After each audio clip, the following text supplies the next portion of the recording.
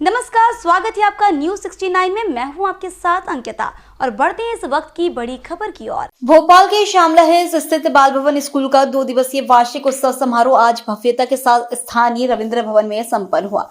उत्सव के अंतिम दिन मुख्य अतिथि डॉक्टर लता मुंशी ने दीप प्रज्वलित कर कार्यक्रम का शुभारंभ किया। मीडिया से बात करते हुए डॉक्टर लता मुंशी ने कहा कि बाल भवन स्कूल के इस वार्षिक उत्सव में आकर मुझे बेहद खुशी हो रही है।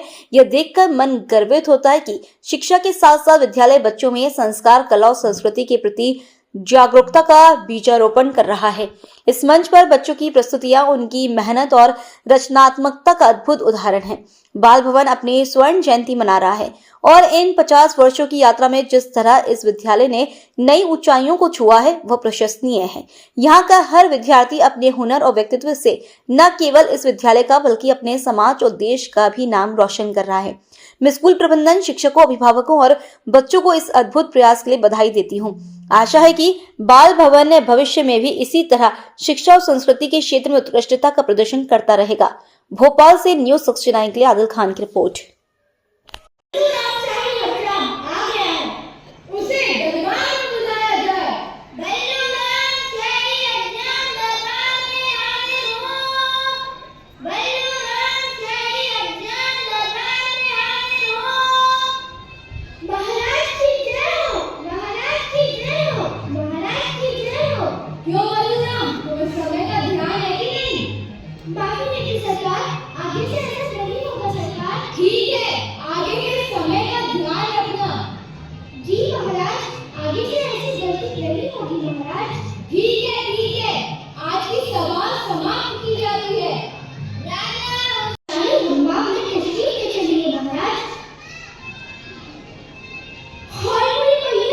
ये क्या? आपके सिर में तो दो सींग हैं। ये क्या किया तुमने? मेरा पूरा राज खोल कर रख दिया। सुनो मधुरम, अगर ये बात किसी तक पहुंची तो हम तुम्हें ऐसी सजा देंगे कि सजा को भी पता नहीं चलेगा कि सजा क्या होती है। गलती हो गई महाराज, माफ कर दीजिए महाराज। आप भरोसा रखिए, मैं ये राज किसी से नहीं कहूँगा। ठीक है, मगर याद रखना, अगर ये राज किसी को पता चला, चाहे वो तुम्हारी पत्नी ही क्यों ना हो, तो तुम हमें जानते ही हो कि हम तुम्हारे साथ क्या करेंगे। जाओ।